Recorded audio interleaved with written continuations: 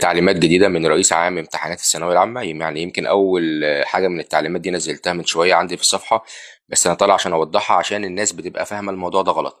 هو يا جماعة بيطلب من الملاحظين إن هم ينبهوا على الطلاب عدم الحل في كراسة الأسئلة، إن هي مش مهمة ومش بيتم تصحيحها.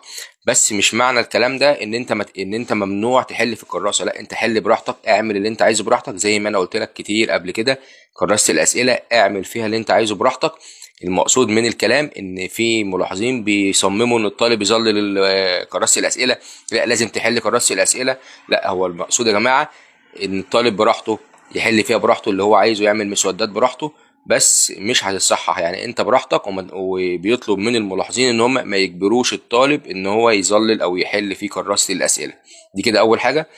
تاني حاجة من التعليمات إن قال لك إن هيبدأ دخول الطلبة الساعة 8:30.